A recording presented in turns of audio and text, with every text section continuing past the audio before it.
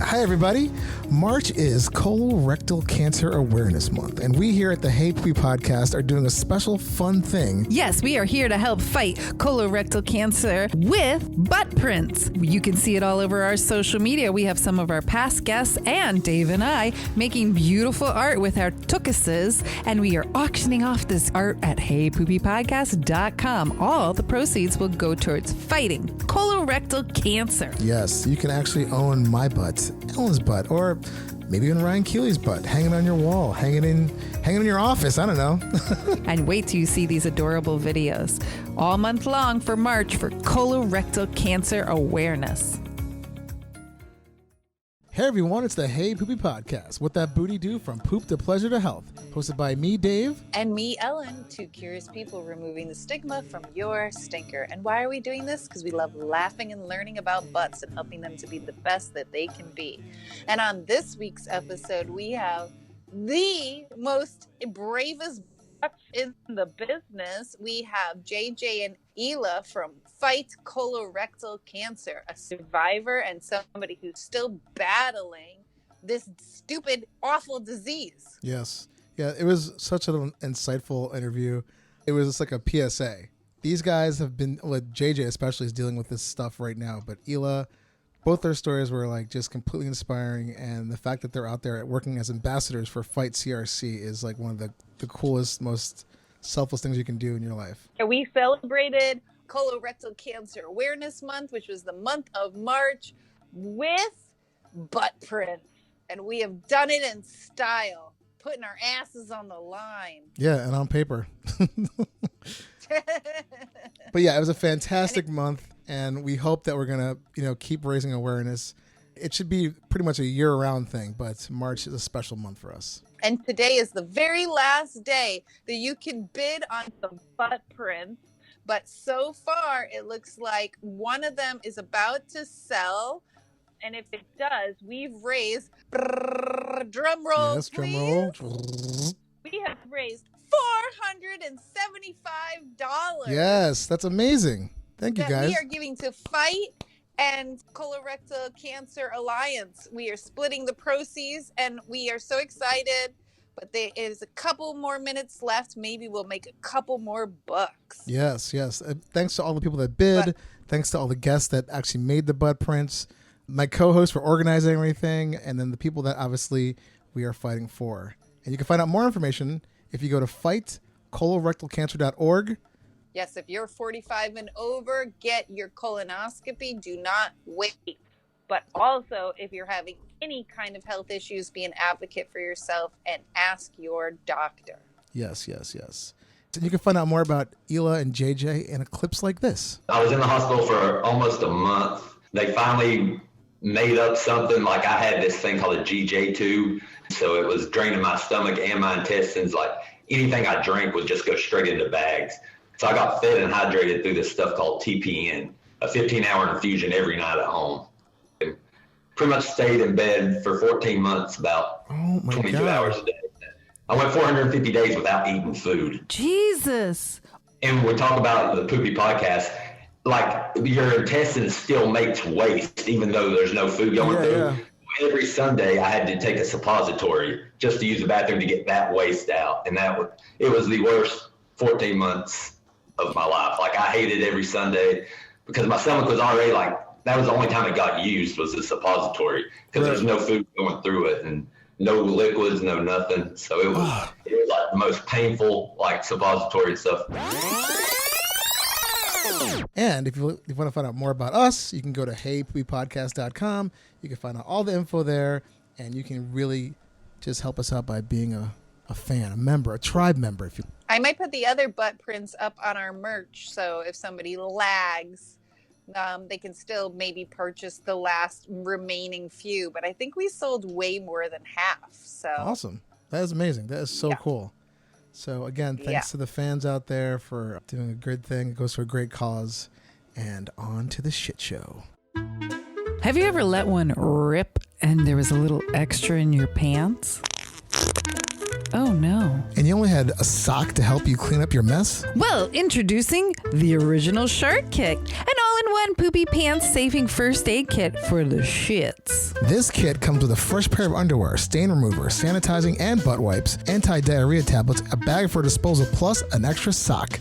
Don't be caught behind the dumpster cleaning up your mess without the original Shart Kit. And for all those Hey Poopy podcast listeners, you get 10% off this butt-saving pack with promo code Hey Poopy. Go to originalshartkit.com. Not just a gag gift, but a pants-saving must-have. That's originalshartkit.com. Stay away from a stinky situation.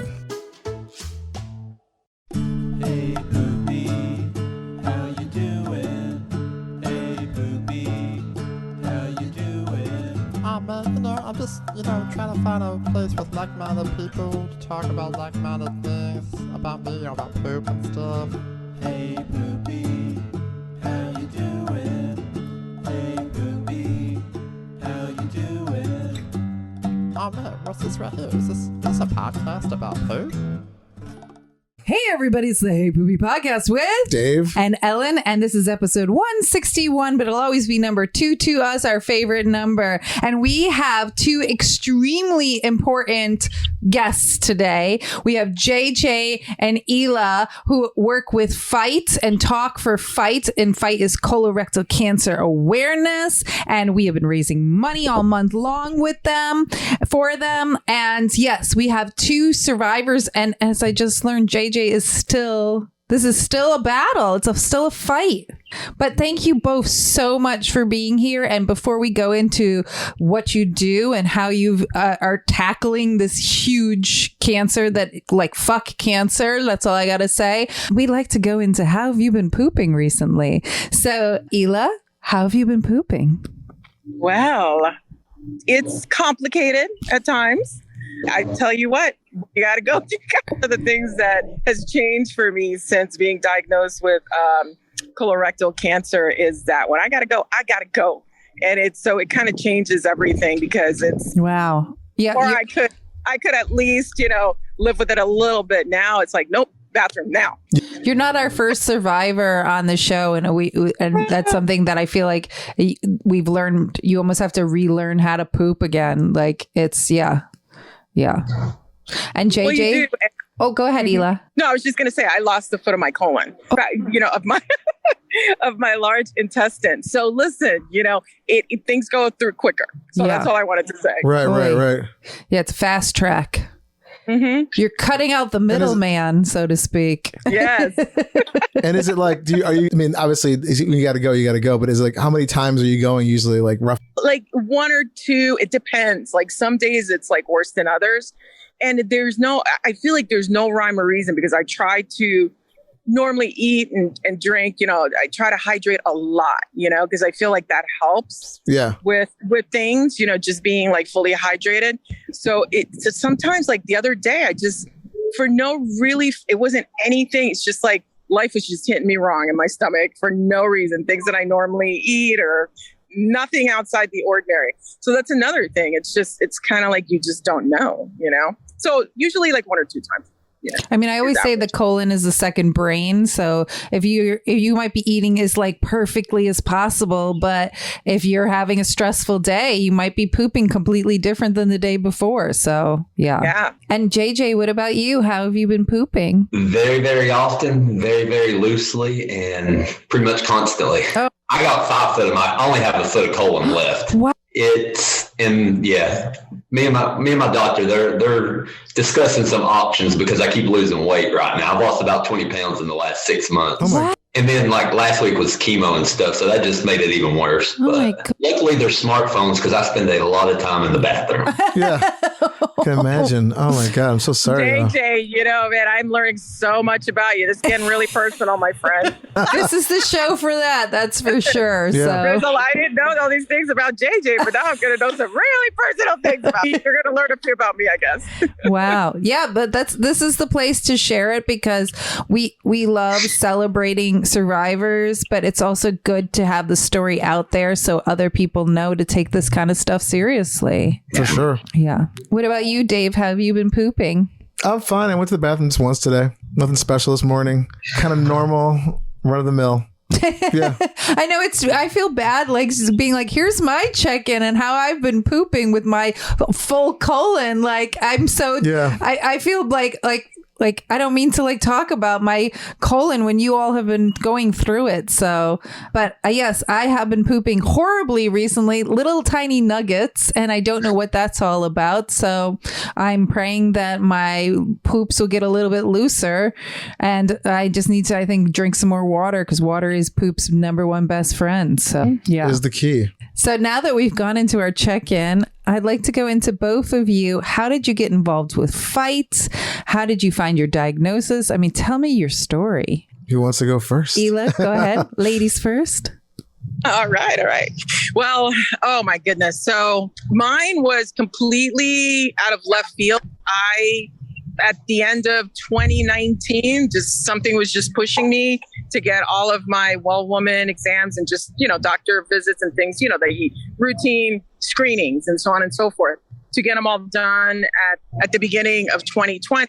And I kind of followed through because I usually procrastinate a little about just doing that stuff. So I decided, you know what, 2019, I'm going to do 2020 different right at the beginning, get it over and done with, and just move on. Well, I started that whole process in January.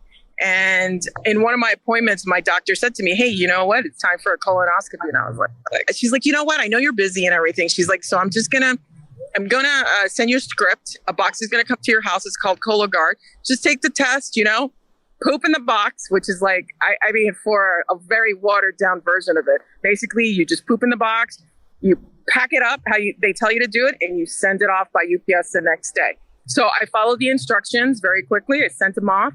And then about 4 days later, I get this call from my doctor's office. I guess what they do is if you get like a positive result, they put it on, like quickly, like they make it a priority. So they call pretty quick. And they called me and told me I had a positive Cologuard. And I said, what? This? I mean, I think that was like the first time that I actually started to get an inkling that maybe something was wrong. I never had a symptom. I mean, there wasn't anything of symptoms of colon cancer that I could actually point to that would say, hey, even looking back now, I'm like, I don't know. There isn't anything in particular that points to it. So after that, you didn't even have any blood in your stool or anything. Nothing wow. Besides, okay, this is getting personal now. So sorry, JJ, but he shared a lot already. I had the occasional hemorrhoid, but that's like common in people, like, and if you irritate them and you wipe too hard, like, so, but besides that, no, like that wasn't something that I thought, and I had them checked out before. So I didn't think it was anything, alarming. Okay. So then I had to go for an actual colonoscopy, because after you get a positive result with something like Cologuard, then you actually have to, now they want to make sure that there's nothing here at play. Well, went and had a colonoscopy, and when I woke up, my doctor said to me, I'm so glad that you brought your support system. And I was like thinking, well, what are my friends fun time with my doctor? Mm-hmm. Like what? Like, partying while you're knocked out. Yeah, which is very possible. My friends are fun.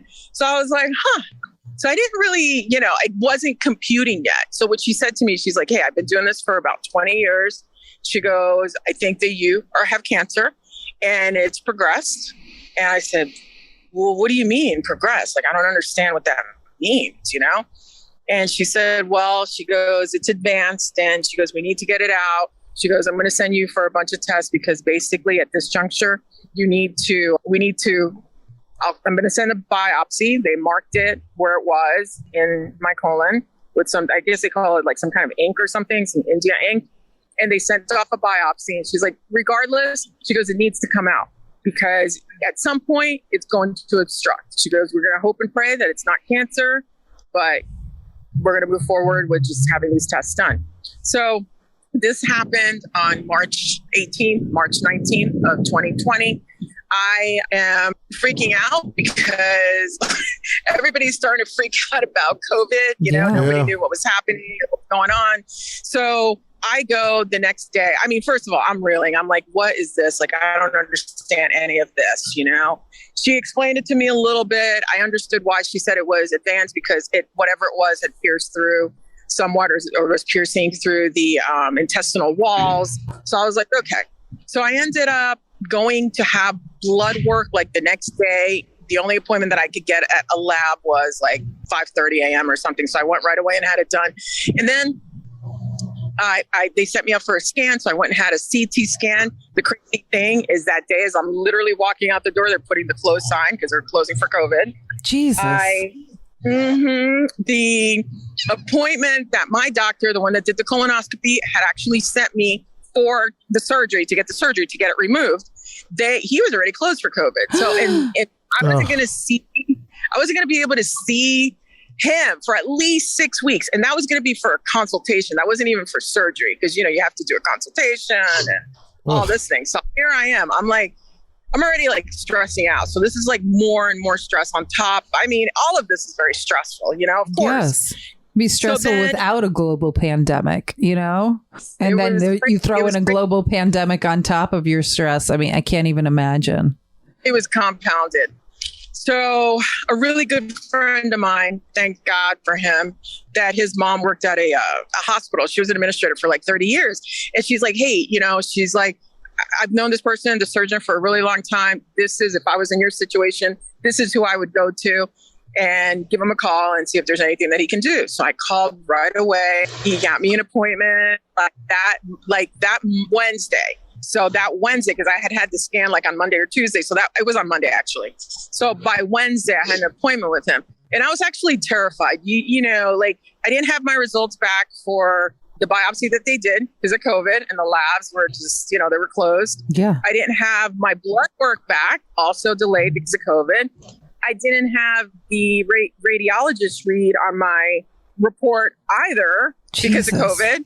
So, basically all I had is a piece of paper where this doctor thought that I had cancer, but it wasn't, confirmed or verified. And I had a CD that I actually asked the people that did the scan for, because I'm like, let me take something. I was afraid he was going to throw me out of his office and say, hey, come back when you get it all together. I was like, you know what? He was really amazing. He pulled up the CD and he's like, yep, it's got to come out. He's like, when do you want to have surgery? And I said, well, I don't know. You tell me, because, I don't know your schedule. And he's like, well, how about tomorrow? And I'm like, okay, tomorrow it is. Wow. Shit. But unfortunately, I was not able to have surgery the next day due to insurances. They wanted 24 hours and time to approve it and so on. So, it ended up being actually the following day. I have surgery. They remove a foot of my colon. He comes in the next day and just to check up on me at the hospital. And, he's got a sling. He's got a broken arm and he's got 3 broken ribs. What? And I said, what happened to you? He's like, I guess he went home after he did my surgery. So I was the last surgery he did before he went home. Fell off, broke his arm, and 3 ribs. Wow. Oh my God. That's awful. So, good thing he got that in before. My story reads like, it's a little crazy, but I don't believe in coincidences. I believe everything happens for a reason. And I believe that, a lot of these things that happen, I mean, if you look at it, I'm just sliding through doors and getting what I needed. And so basically within a week of having colonoscopy, that changed my life. I was in surgery and went through that. And then I got staged, they were staging at the same time. So it was actually stage 3 colon cancer that I was diagnosed with. I subsequently went through 6 months, 12 rounds of chemo, which my heart always goes out to JJ when he posted he's going for a chemo treatment, because boy, oh boy, I did 12 and it literally kicked me in the teeth. Like, he is a rock star. I don't know. Like, he is Iron Man. But it took me a while, even after I was done with chemo. They just pump so many drugs in you that, it took me a while to get used to, like, just being back to myself. It took over a year, actually, because this is a poopy podcast. I'm going to tell you, after surgery, pooping is like a big deal. So it was like, they put me on a special diet. It was called like a low residue diet, where you can only have like bananas and like certain things.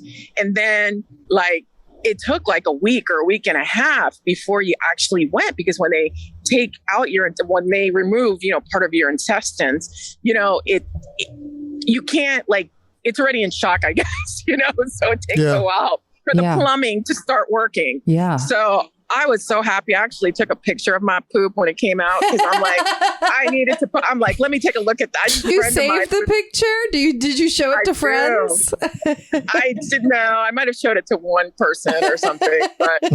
And my friend that was with me, it's so funny. She made a little star for me that said, I pooped today, or something like that. It was kind of cool. Nice. Everybody needs that star. That's a great friend.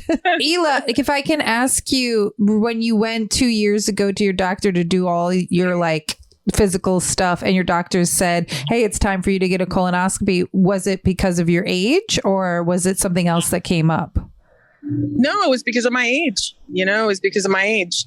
So it was time. Yeah. And it was my first ever colonoscopy. Wow. My first ever surgery. Wow. And if you only because of the aging on colonoscopies, and I know it changed more recently, but is it because you were 45 and over or 50 and over? So I am 56. You don't look it. Yeah, I have to. Yeah, I have youthful. I have to count. I gotta count. Thank you. You're so sweet. You're so sweet. You guys are. No, it was. So I was actually 54 when I got diagnosed. So really, I try not to, harp too much on that situation in terms of, Well, I'm just asking because I want our listeners to know that it's 45 and over. If you are 45 and older, go get it done. Like, don't put it off. Do it. Yeah, for sure. Yes. 100%. Am an advocate. Again, I didn't really think I needed a colonoscopy. I always looked at colon cancer as like an old person scenario. Matter of fact, I knew nothing about colon cancer prior to my own diagnosis. I had no clue. Again, I knew it was cancer, in the intestines or something, but I literally knew nothing. I think I knew one person when I was in my 20s that died of colon cancer. Other than that, like, I knew no one. I knew nothing about it. So the fact that I had like zero symptoms and I had nothing going on, I didn't really have a reason to go run out and get a colonoscopy. If it wasn't, that's also another very important piece. If it wasn't for that doctor actually recommending it, because honestly, if it had been a colonoscopy that she recommended, I might have put it off, guys. Yes. I might have put it off. Yeah. Well, that's the whole point of Cologuard, right? Because Cologuard is that first step to get, like, if people are too scared to actually go get a colonoscopy. So yeah. So it gave me an alternative. And if it wasn't for that alternative, having that alternative literally changed my life. Because had I not taken that test, or had I continued, already my cancer was advanced. So who knows where I would be right now? Who knows what would have happened? So yes, I think that if I would tell the listeners that if they are afraid, and I do believe that there's an element of like now that I know what a colonoscopy is, it doesn't frighten me anymore, but at the time when I didn't know what it was, to me, it was a little scary and kind of inconvenient, if you're a working individual. I was very busy doing my thing. And so I didn't think it was necessary at the time. Yeah. Well, I turn 45 next year, and I've already lined up our colorectal cancer doctor, our colorectal surgeon. I told her I'm getting it done next year, the minute I turn 45, and I want to videotape the whole thing for the shows. And she said she's ready for me. So I'm ready to put my butthole out there. Yeah, I've had one. They're not, let it all hang out. Yeah, it's not a big deal at all. I've had one where I was completely knocked out. I've had one where I was just like slightly under, like you're just like kind of just not, not all there. And that's when I was younger. And then the other one I had like kind of recently. And it's a really simple procedure. But again, like the one when you're knocked out, you don't even know what's going on. It's like you wake up later and just kind of like, just really It's simple. Isn't the prep the hardest part? It's not hard. It's just annoying. It's not like hard. It's just you're just shitting a lot because you're getting like all the stuff out, and like you have to stop eating solids at a certain point, and then you can only like vanilla ice cream if you're really or like broth. But it's not. I mean, it's not that big. I mean, it's a small inconvenience for like information that you could potentially save your life. Yes. So eat Jolly Ranchers. Things like They're that. dumb because it tricks your mind into thinking that you're eating, so you're not as hungry. Yeah, that's a good one. Good point. Yeah. I always did Jolly Ranchers because of the taste of the prep, and then I'd chew a lot of gum that tricks your mind into thinking that you're eating food. Yeah. You know what? I'm gonna take that tip the next time. Yeah. And JJ, can we go into your whole journey? And it's still a journey. Yes, it is. I was diagnosed with colon cancer on September 4th of 2015. Wow. Oh. I was 27. I ignored a lot of the signs that whole summer because I was, a 27-year-old guy thinking that, like, at the beginning of 2015, I weighed 315 pounds. So that year I decided to quit partying every night, quit drinking so much, focus on my job and on me. I started doing CrossFit. Signed up for a CrossFit competition that I did August 1st. Oh my God. Like it was around Memorial Day. And I started having a throbbing in my abdomen. And then I noticed, I was having trouble using the bathroom, blood in my stool. I was extremely tired, like every day, all day. And there was a lot of things that I didn't put together until after I found out I got cancer. And then it was like every dot connected. Everything that I've been ignoring, like I would lay in my bed thinking, why am I so tired or why does this hurt so bad? And look at symptoms. And at the bottom, it would always say cancer. And I'm like, nah, I'm 27. I ain't got cancer, especially colon cancer. That's my grandpa. Mm-hmm. That would be like some of his age. But after I did the CrossFit competition, my body crashed. Like I couldn't drink water, couldn't do anything. And my mom made me go to the doctor because my skin was turning gray. At the doctor by that time, like as soon as I sat down, like he did it, like looked at me over and I could pull my shirt up to my stomach and you could see the tumor throb through my skin. Oh my God. So the doctor, I went to get a CT scan and I thought I was going to go right in the hospital because he still didn't tell me what it was or anything. Did the CT scan and they're like, okay, you can leave. And I'm like, okay, not that bad. Didn't make it to the parking lot. The doctor called me. He's like, you need to get your mom, your parents, or whoever your family or support system is and come back to my office. Okay. So came back there and he said, you have a huge mass. Your colon's about 98% blocked.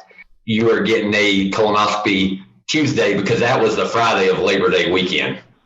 Oh. Wait, so they still needed to do a colonoscopy before they could do surgery? Well, because I was able to use the bathroom barely, but it wasn't completely blocked. So they wanted that to know like what they were getting Right. at because They wanted to see. was such a big tumor. Wow. And when they went into the colonoscopy, they couldn't even get like the camera all the way through. They just took the biopsy, and like I was kind of in and out of it there.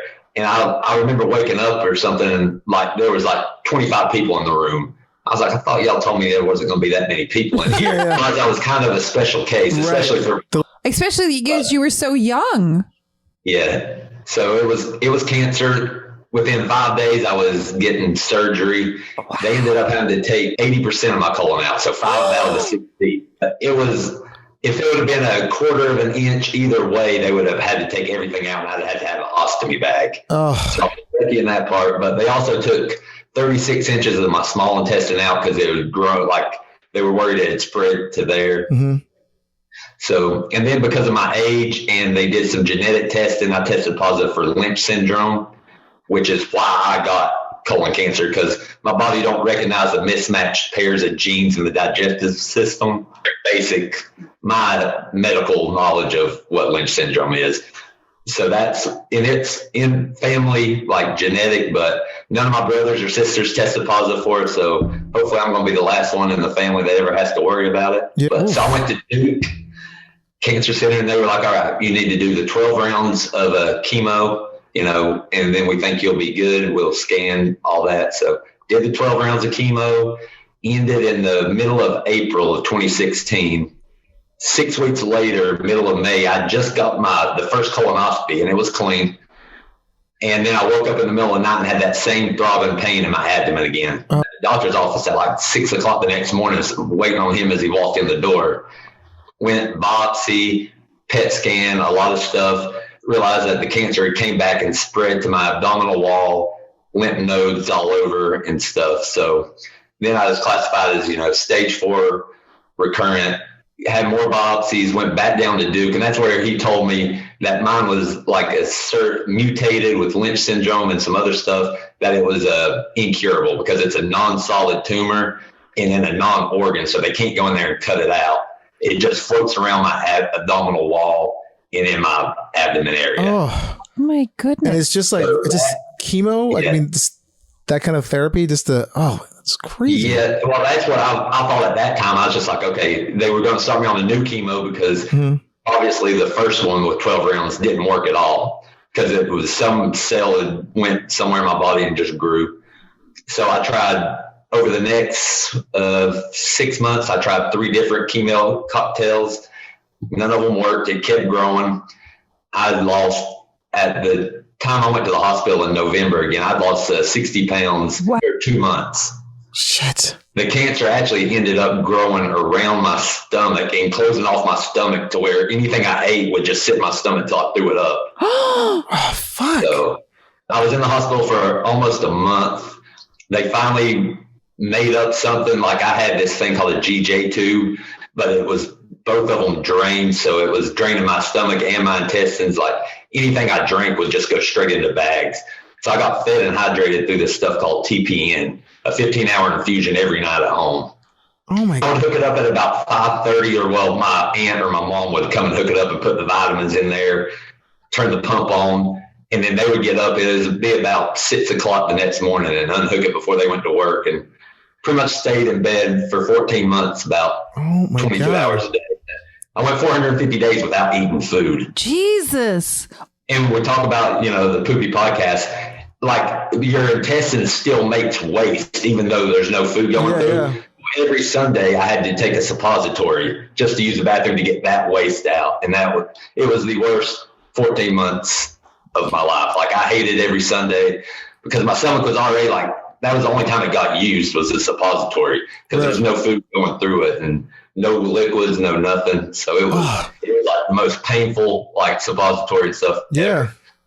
I imagine it's mentally too, not being able to chew anything. No, I would wake up after going through everything the whole week and being like, now I get to take a suppository to use the bathroom once. Fuck. My goodness. Yeah, we had a guest on once that had intestinal failure and she had to get fed through her heart for 4 months. And she said that she still did poop. Like there is dead bacteria and stuff that still comes out of you. If you leave it there, it'll end up like, just building up, and then you'll get like severely constipated and you can't use the bathroom because there's no food or nothing to go. Yeah, to push it out. Oh. Boy. I also want to tell the listeners that we are interviewing Hila and JJ on Zoom, and JJ is surprisingly smiling through this entire and I am like, you are a hero, sir, for going through this and still having a smile on your face. So thank you so much. I bet. I'm sure. But I just want to say I applaud you for going through all this and still being able to have a smile on your face and tell everybody about this, because it's so important for people to advocate for their own health. So so you're on basically bed rest for or not bed rest, but 14 months of that. But the great thing that happened then is when I was in the hospital, I got approved for, it was the last ditch effort clinical trial. They're like, if this don't work, there won't be enough time to look for a new one. You're going to die if this didn't work. This was my last chance. Okay. Luckily, I got approved for the clinical trial, started it, and the cancer quit growing. It shrank it a little bit, but it'll never, because immunotherapy don't kill the cancer off like chemo. Mm-hmm. It just keeps it spreading and growing. Right. So it shrank it a little bit, and it hasn't grown since then. So I've been on it since the end of 2016. It's a full FDA approved drug now. Wow. For multiple cancers. Yeah. That's amazing. And you were one of the test subjects that. It was a stage 2 clinical trial when I started it. Wow. You had to have gone through other chemos that failed, and your cancer had to metastasize, and you had to have the mutation to all fit the criteria. But clinical trials was a whole different world, like there for that first like year while I was in the trial and stuff. But it worked great. I've been on it, and my cancer, it grows some, it shrinks some, spots pop up, spots go away on my scans. But last week I did my 112th total round of chemo, had my scans last week, and everything's as stable as it's going to get for me. So they approved me for pretty much another 3 months and another year of the same treatment as long as it keeps working. Wow. Wow. That's about as good as my reports will get. And what is exactly the treatment? Like, is it intravenous? Is it a pill? Yeah. Is it? It's I've never took the chemo pills. I've always had mine an infusion. I get it every 21 days. Every once in a while they'll add some certain drugs and stuff to it. Well, I'm just shocked about how much chemo you've been doing. I mean, so basically this drug is it's just keeping things at bay. So it's not like it allows my immune system to fight the spreading cancer cells. Like I don't listen to all the medical talk because that's way over my head. I just know it fights the cancer and it recognizes like the cells when they start growing, and it allows my immune system to kill them. Right. But it can't just get rid of it all because it continues, to grow. And like we know mine's active still because one scan it'll be, a couple centimeters bigger, then the next one it'll shrink and then it'll move. And so just part of that very small and weird percentage where the drug worked, but it didn't work as well as it worked on most people to completely cure them. Mm-hmm. And that's why I'm considered what I am, like the incurable and treatment for life as of now. And how did both Hila and JJ you find Fight? Because you guys talk on behalf of Fight, which we'll have links in the show notes to Fight. And we found out about them through Dr. Carmen Fong, who's one of our favorite colorectal surgeons. But yeah, how did you both get involved to? Yeah, let's say I'm actually a part of another group called Man Up to Cancer, which is like a group just for men in any type of cancer. And one of the founders and people there, he was an ambassador for Fight CRC the year before, and he knew my story from sharing it there a little bit and suggested and begged me and told me to apply, that people would want to hear my story and stuff. So I trusted them and did it, and that was kind of the Man Up to Cancer was my first footsteps into opening up and telling my story, because before that I was completely shut out. I just, at first I was head down to get through cancer. And then when they came back for life, I was just like, what's the point of it? I just need to, try to get this done. And then through a lot of therapy and help from others, I became to kind of learn to be an advocate and use my story and try to help people. But yeah. I applied, and then it's kind of been all go since then. I've heard a lot recently on a different podcast that when you're depressed, the best way to do is to reach out and help somebody else. And so it sounds like you putting your story out there is helping other people. And when you help other people, you will feel better. It helps the bad days and stuff when I can't get off the couch after chemo and stuff. It helps a lot. I bet. And Hila, how did you get involved with Fight? So once I was diagnosed, I didn't really know anybody that was fighting different cancers, yes, but not colorectal cancer. And, I just started looking on the internet and just trying to learn more. I think, again, this was completely out of left field for me. No family history. I just never had any symptoms. So going through this process, I wanted to educate myself. And part of that was going on the internet, looking for resources, trying to figure out things and how they work and what causes this, and tips to kind of overcome certain things like dealing with chemo and just all things concerning colorectal cancer. And I came across Fight CRC and I said, you know what? Honestly, I filled out the form to become an ambassador. And I said, I'll never hear from these folks. I'm like, but I did. And they're an amazing group.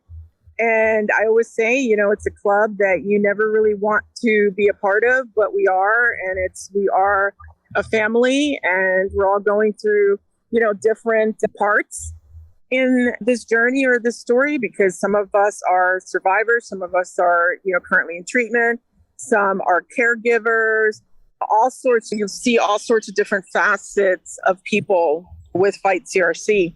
So it is a community. It is a family of sorts. And I absolutely have loved being an ambassador for them. And how many ambassadors does Fight have? 12 this year, but I know we do a year thing, and then next year they'll have more, and the number varies each year. Oh, okay. It just fluctuates with who wants to be a part. Was there, and then I think they cut it down some because of like COVID and everything was last year, but next year they might have a lot more. Oh, cool. And you're basically an ambassador, so if other people are going through this, they can reach out to you and that try to raise awareness, help fundraise, and do like this stuff with Call on Congress that we're at. Yeah. Thank you both for. Yeah, for sure. Do you travel a lot? Obviously not with this pandemic thing going on, but usually is it like set up where you guys sort of like go to speak at different places or see people? Or I mean, how does that work? Or is it just kind of like Zoom? I mean, I guess at this point it's Zoom. A lot of Zoom, but like we went to a training in Springfield, Missouri, where they're located. And then through them and some other organizations, a few weeks ago, we went to the Colorectal Classic golf tournament in Arizona. And then I'm in Washington, D.C. right now. Right. So that's only traveling. So you do travel for different things. Events and stuff. Yeah. That's great. Again, like salute. That's pretty amazing. Yeah. Actually, circling back real quick, JJ, with the trials you're on, which is now like it's come to market as far as like a treatment. Have your doctors like even brought up like other types of like new treatment that could possibly work on top of what you're taking? Or like my oncologist and his team at Duke and in Asheville, North Carolina, where my oncologist is, they keep a running thing of all the ones that I would qualify for, because at some point this drug is going to quit working for me. Like our bodies are so smart with that kind of stuff that it'll realize that the drug is changing it and doing something that's not completely natural. Right. And at that point hopefully there'll be other drugs that are already through the trial and approved that I'll fit. But as I've told them, I was like, I'm completely open to, if a new trial or drug is looking great and he suggests it, I was like, I've already been through the shock and the whole scare tactic of signing all the papers that said this could kill you. You don't know exactly what this is going to do. Gotcha. So now it's just, that don't even faze me anymore. Right. I was just curious if they had like introduced like any new types of like treatment on top of what you're going through, but not right now, because they're so like happy that it's kept it in check for so long that he's just like, we're going to ride it out, because as much as it sucks and as much as I hate it during chemo weeks and the side effects that are always there, my body's handling it okay in the big picture. Right. Like I'm not complaining about mouth sores and fatigue and joint pain, body pain, using the bathroom all the time, but it's not attacking my organs. It's not, doing the life-threatening side effects. Gotcha. And as they say, if it ain't broke, don't fix it. So, and JJ, because you were diagnosed at 27, like I personally think that the age 45 needs to be changed and people need to be talking about this more. I mean, do you have any opinions on it? Yeah, I would love it to get changed to 40 at least. And then if you have any history of anything in your abdominal or like digestive system, it could be anything. I think you should be able to, like the insurance should pay for the colonoscopy, or at least start out with a test like Cologuard. Yes. Cologuard is something that the insurance pays for or not? They just did within the last year. Oh, okay. Oh, that's good. Wow. With me, like my brothers and sisters, that was their Christmas present back in 2015. They all got to get colonoscopies, even though two of them were younger than me, and my sister's only 2 years older than me. So. Yeah, for sure. We talked to someone about this, and they're basically saying how they're seeing a lot of like really young kids with colorectal cancer, and that we haven't seen before. And those numbers are actually going up. Yeah, the guy who got me in to suggest that I become ambassador, he's huge into like childhood colon cancer, like being an advocate for them. And in the past year, we've had like 3 guys age 13 or younger die from it. Jesus. Oh, that's awful. That's awful. Yeah. Yeah. But it's just crazy, like just how like these numbers are going up within young people, and it's across the board. And the sad thing is both of you and Dave and I would be like, oh, colon cancer is something for like people 85 and over. And it's important for our audience and to anybody to understand, like, no, you need to be an advocate for your own self if you're having anything. And I've done the gene therapy where they test you to see, and I did it because I have a history of breast cancer in my past. And it was like an hour long where I talked to them and she was like, we're going to test you for everything, colon, stomach, ovarian, and like they call it therapy because she has to sit there and be like, if any of these come up, you're gonna have things removed. Like if I had the gene for breast cancer, they will remove your boobs. And it was terrifying. So I feel like even people need to know that test exists, because if more people get it, like your siblings did, they have a little bit of a peace of mind or an idea of like how to fight this. Yeah. For sure. It's crazy. And I thank you again. I mean, I can't stop thanking both of you for being the fucking rock stars that you are by spreading the word. Yeah, thanks for talking to us about it. Yeah. I mean, I guess by talking about it too, it's like at least you're helping, you could possibly potentially helping someone else, which is great. So again, thank you for doing all that. Yeah. And we will say in the very beginning of this episode, because we're still raising funds with our butt prints, but we will say how much we actually raised. And we have cute videos out there of all me and Dave and some of our past guests making prints of their actual tushies to put it out there for colorectal cancer awareness. So yeah, we are all in the fight together. For sure. Should we ask them a couple of the stock questions and we can go into some other segments? Yes. Can I ask you both really quickly, what kind of toilet paper do you use? And do you put it over on the roll over or on? I use Charmin, the Ultra Soft, but mainly I use these things called Dude Wipe. The best things in the world, like lifesavers. I'll put it on the roll. I set it right on the windowsill beside the toilet. Nice. So same. I use Charmin. It's a must. I can't use any other toilet paper besides that. I use the Ultra Strong, like the one that's like super duper strong, and I put it over. Ah, okay. I think both of you deserve the softest, most plush toilet paper out there. Like you deserve it. Yeah.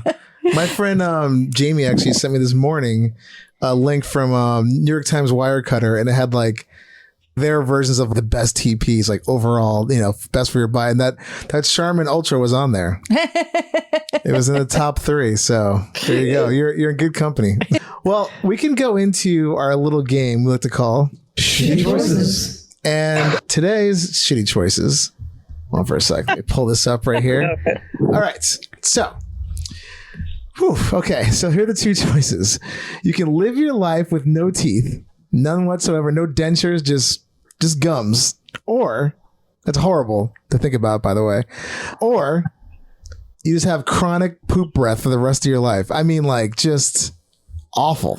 They're awful choices. This is not a fun select. What do you say, JJ? I would probably go with the no teeth. Oh, I mean, there's that. And smells are really, really bad for me sometimes, because then if I smell that breath, I would probably throw up a lot. Oh. My eating habits, I could live off mashed potatoes and Jell-O. I was going to say, point. you have had, what, for 450 days that you didn't eat anything, so no teeth is... You're like, I got this. What are you thinking? Oh, gosh. I don't know. That's such a tough thing. But yeah, the smell thing, forget it. No teeth. Yeah. Yeah. I thought about that one too. Ellen, what do you think? I think I'd go with the stinky breath because I like chewing. But yeah, I would just have no friends.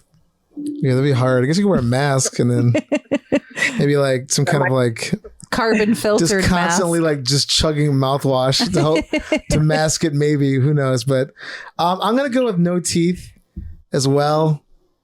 I don't think I can handle this. The smells kind of like get to me as well. I mean, I think that would really kill me. And I figure I could figure out a way to like intravenously. I mean, if I wanted to, put a steak in a blender, fuck it. And after a while, you probably get used to it. I'm like, I'll just deal with it. Okay. Well, today I have a news story. It's not more of a news story, but since we're talking about like more medical stuff, I wanted to talk about this book that I got. So I forgot how I found out about this book, but it's called Stuck Up: 100 Objects Inserted and Ingested in Places They Shouldn't Be. And there's three medical doctors that actually put this little thing out. It's a small, people at home can't see it, but I'll show JJ and Hila. It's a little small, like, you can look through this book like in an hour. It's mainly photos of x-rays. So it's just x-ray photos, but then there's a little compendium text that tells you about that x-ray. But you can open up any page, and I just opened up the page 15 here. And the title's called Just Beat It. And some patient stuck an egg beater in their butt. Yeah. So the whole book, it's crazy. It's a really fun book though. But literally every page is chock full of this crazy stuff. Some really nasty stuff. This one person put a fork in their butt. Like the pointy end first. I've seen, but a lot of doctors were like, oh, you get the kind of excuse, I was vacuuming and I tripped and fell. It's like, okay. But and as we learned from Dr. Carmen Fong, who told us about Fight CRC, she goes to the hospital more times than she'd like to remove foreign objects from people's butts. And for two people on the show right now who have lost pieces of their colon, they could both say, stop doing that. Stop. I mean, I'll just give you a couple. There's like a pair of eyeglasses. There was a pepper grinder. A pepper grinder. Yeah. They make some wonderful sex toys out there that won't get stuck up there. Please, people, go buy those. I mean, the book, I really need to get these doctors on the show because it is like just incredible. Some of the stuff that's in here. Yeah, I mean, I need more information. And like, they did a great job. Of course, they have like little toys on here. There was like a soda bottle, plastic soda bottle, glass soda bottle. I mean, it's wild. The stuff that people do, but it's like a lot out there. Anyway, with that ridiculous and crazy story, JJ and Hila, thank you so much for being, well, first of all, just being survivors and being advocates and just let's rock stars for helping people, really. So thank you. Yes. Thank you for having us. Thank you for letting us talk about our stories and spreading awareness. Yes. And do either of you guys want to plug anything? Do you have, I know there's Fight CRCs has their own social medias, but do you have your own? If you want to, you can follow me on Instagram and Twitter. Instagram is JJ5145 and Twitter is JJ Singleton 1. Colon cancer awareness stuff, Star Wars, and Virginia Tech sports. Okay. Perfect combination. Yeah, I'm actually in a Star Wars book. That my Instagram name, the author, she follows me on there, and she put me named a droid after my Instagram handle. Amazing! Awesome. That's great. And Hila, do you want to share anything? You can plug away anything you want. You know what? My biggest plug and my biggest thing is, listen, get screened. I mean, people are getting diagnosed, as we spoke about earlier and earlier. We don't know what's causing this whole rise in colon cancer, but we do know that by the year 2030, the leading cause of cancer is going to be colon cancer for those between the age of 20 and 49. Wow. That's a really big deal. That's a huge deal. Like, think about that. That's only like 8 years away. We're in 2022. Yeah. My biggest plug is, listen, just get screened. Screening can prevent going through some of the things that hopefully we've gone through, can prevent somebody from having to go. Completely. And we need to tell those insurance companies to start paying for it earlier than 45 because it's bullshit. Absolutely. Yeah, for sure. They need to step up. Yes. Yeah. And we'll have all the links and everything in the show notes. Thank you guys again for being on the show. Thanks for the listeners out there for laughing and learning everything but with us. And happy pooping, everybody, and enjoy your butthole. For more info, go to heypoopypodcast.com or email us at heypoopypodcast@gmail.com. You can send in show ideas, guest requests. Check us out on Twitter at heypoopy, Instagram at heypoopypodcast, TikTok, heypoopypodcast, and our awesome new Facebook fan page. Go check it out at heypoopypodcast. We're also on Discord at heypoopydumps, or you can contact us at our new awesome hotline, 203-998-5579. Hey Poopy Podcast is brought to you by Perfect for Entertainment. Produced by Dave and Ellen. Edited by Dave. Executive producers Stormy Leather. Theme song by Jordan Perlson. Hey Poopy.